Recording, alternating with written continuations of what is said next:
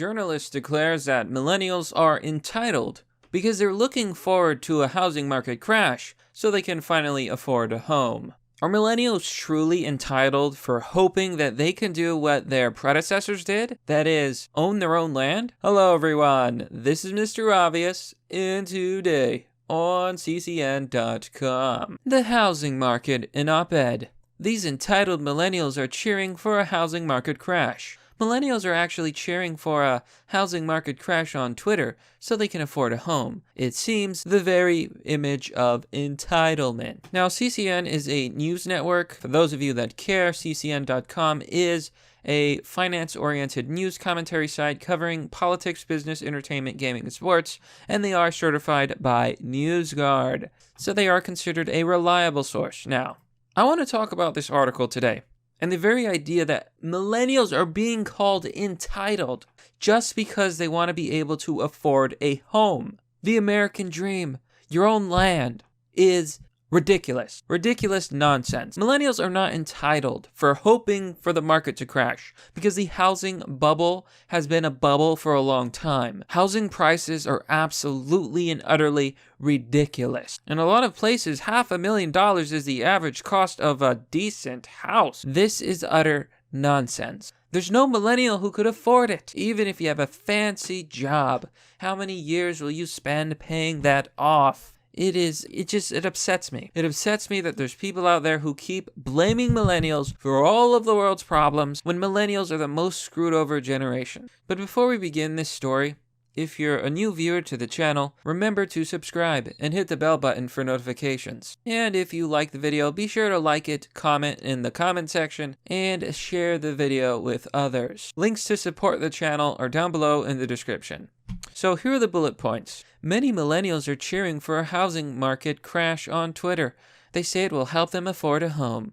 Well, when all the homes are unaffordable, what other option is there? But they seem heedless of the damage it will cause to current homeowners who face stress and tragedy of foreclosure and displacement. Yeah, because who cares about the displacement of the entire millennial generation? Now, I agree that a lot of people would lose if the housing market crashed. But at the same time, it seems like we're all told the lie that life is not a zero-sum game, that there's enough to go around for everybody. But the reality is, there's not.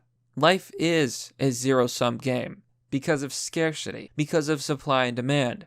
A lot of you have probably seen the Marvel series, and I hate to use that as an example, but since most of you are aware of it, it is easy to make an analogy. If some all-powerful being, like Thanos, were to snap his fingers and make half of all life in the universe cease to exist, there would be consequences. For one, there would be less taxpayers to pay into the system. But you would find that housing markets would plummet.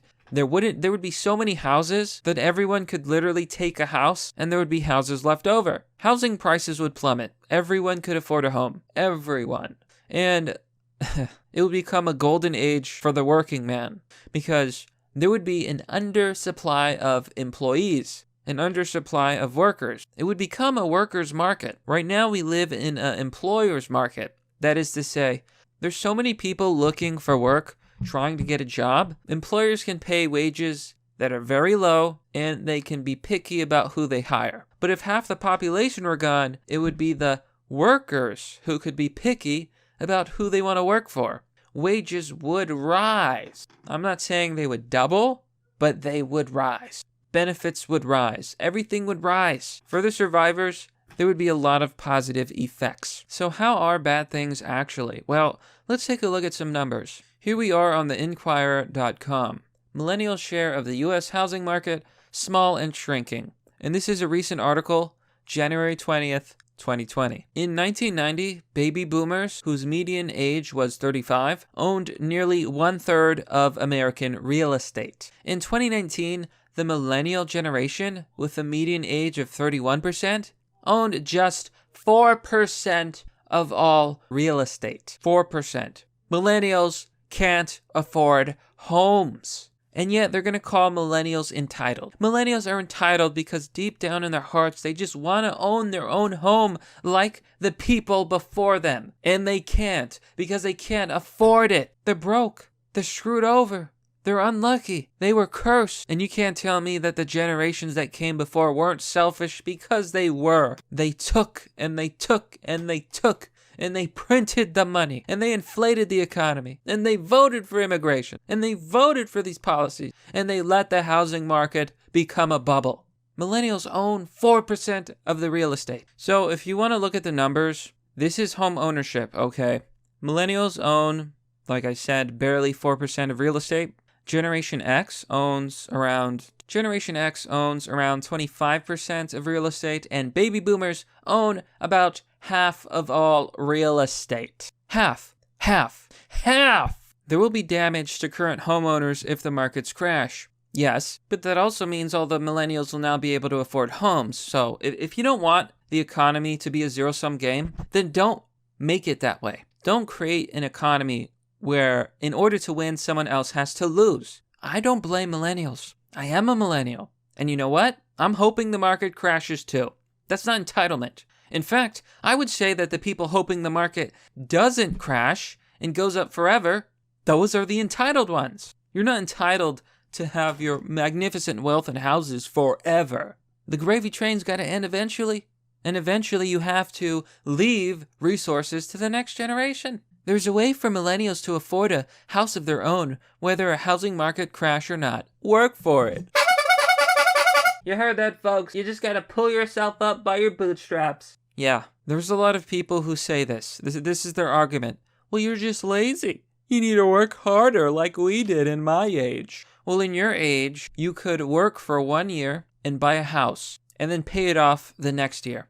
Nowadays, they expect you to take a 30-year loan to pay off your house. 30 freaking years. Meanwhile, you got to pay off your house in 2 years, and then you sell it for $500,000 today. Oh, you know what? Screw you. You think I'm going to fall for that? No, I'm not going to buy a house. I'm not buying a house until the market crashes. Period. I'm going to play the waiting game, baby. You're not going to screw me over. I will buy if I can find a good deal, or if the market crashes, or both. Don't come crying to me. Where was your empathy when you decided to screw over the youth? It just really annoys me. It annoys me because millennials are working hard. They're busting their asses, unlike previous generations who didn't have to do as much. But the worst part is, millennials are working just as hard, if not harder, than previous generations, and they get far less. So don't give me that bullshit. They're hoping for a housing market crash so they can afford to buy a house. There are now an extraordinary number of tweets on the Twitter timeline like this. So of course we see some tweets, waiting for the housing market to crash already so I can purchase a home. Anyone else waiting on a housing market crash? Yada yada.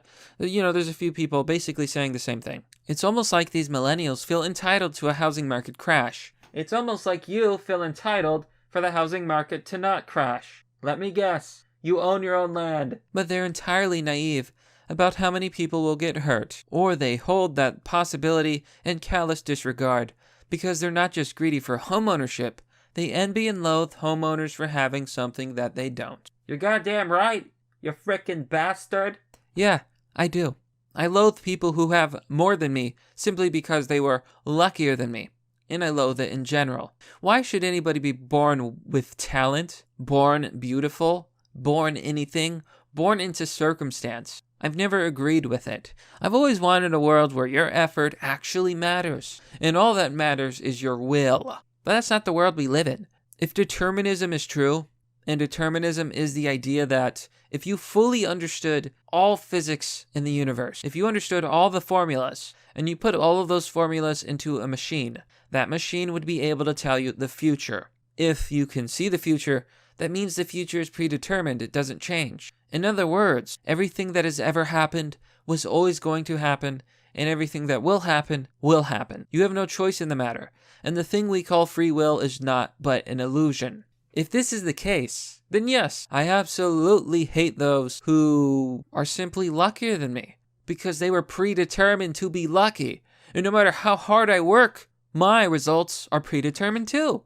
And even if we're not going to talk about determinism in philosophy, why don't we just talk about the facts? If it is true that I can't own a home because other people have all the homes, and that if the housing market crashed, that I could actually have a home, then yeah, I'm gonna hope the market crashes. What do you want me to do?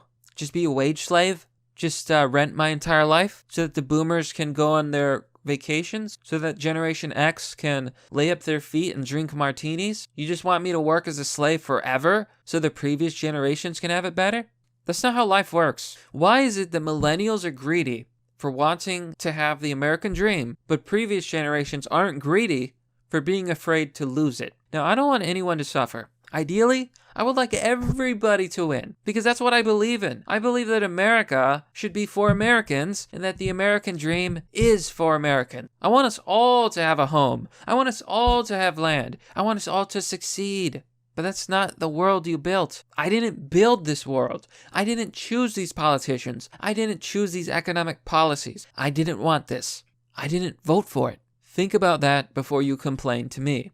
I didn't vote for the system. I didn't vote for these politicians. I didn't make the housing bubble. That was all previous generations. It wasn't us. We didn't do it. And even if the market crashes, we're not even the ones in control.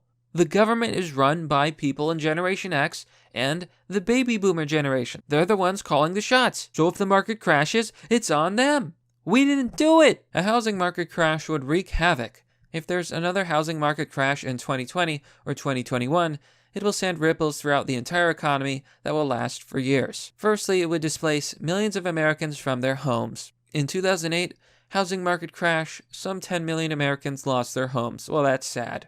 That's really sad. 2008 housing market crash, because banks were allowed to wield power. Boomers gave them that power. And then what happened when the banks screwed everyone over? They were bailed out by the government, who is run by boomers. Do you see the pattern? We didn't do this. You're doing it to yourselves. And then you're blaming us when we celebrate, just because we're hoping maybe I can get a house. Maybe it's not just a fantasy. Maybe it's your fault. You ever think about that? Huh? I don't want you to lose your home. I want there to be enough homes to go around.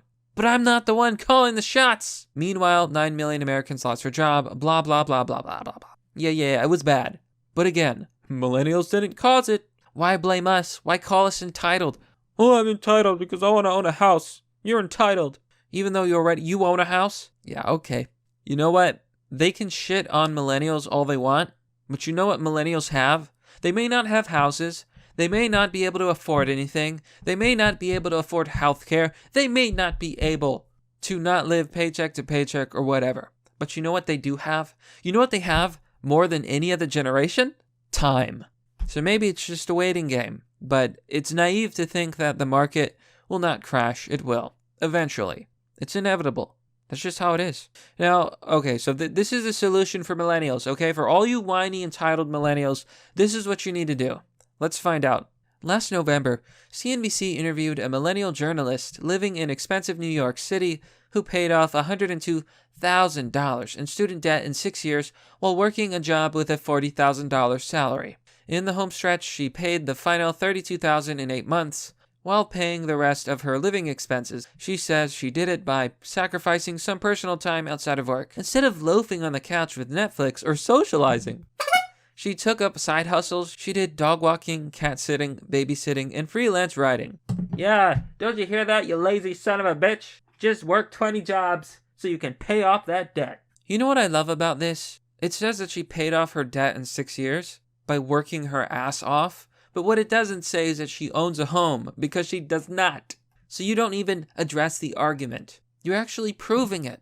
She spent 6 years paying off her student loans. Meanwhile, boomers could work a summer job, and pay for their education. Just like that. Don't give me that bullshit. 6 years to pay off a loan. She's nowhere near able to buy a house. Any millennial with ambitions to own a house shouldn't be cheering for a housing market crash, even if one is imminent. They should be working as hard as they can so they can save up to afford the house of their dreams in whatever market they find themselves. I'm going to say this from the bottom of my heart, and I truly mean this with all empathy, with all feelings, and with all emotion. Go fuck yourself. We're going to leave off with this comment. Ivan says, "That's right, millennials. Don't have children. Don't pursue any personal goals that aren't strictly monetary. Go to work for $40K in one of the most expensive cities in the world.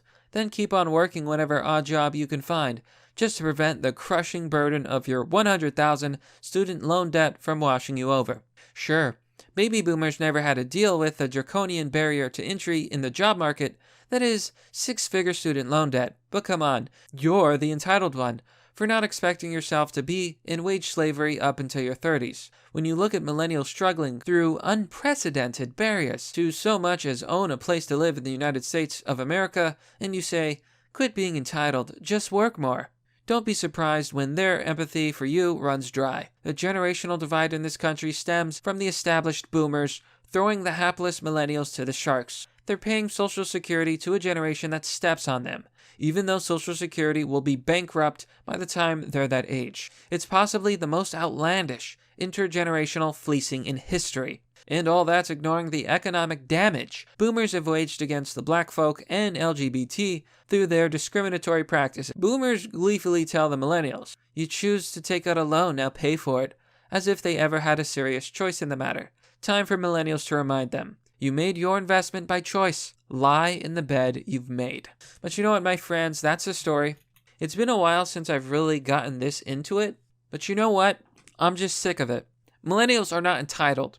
You want to know who's entitled? Those who already succeeded in life, who are now entitled to the market not crashing. So there you have it, folks. Millennials are entitled because they're dreaming that they might own a house one day. But that's merely the obvious. Well, that's all for now, folks. What do you think about this story? I gotta be honest, it grinds my gears. Let me know what you think. I want to hear your comments. I'm not trying to single out any generation. I'm really not. But what do you want me to do? Do you want me to put my head in the sand and pretend like none of these things are issues? And that millennials aren't completely screwed over? And that maybe the choices of previous generations are kind of at fault for all this? So the next time that the market crashes, just remember, it wasn't millennials who caused it. We're barely crawling out of the mud. We're broke. Anyways, let me know what you think. Thanks for watching. This has been Mr. Obvious, and I'll see you all next time.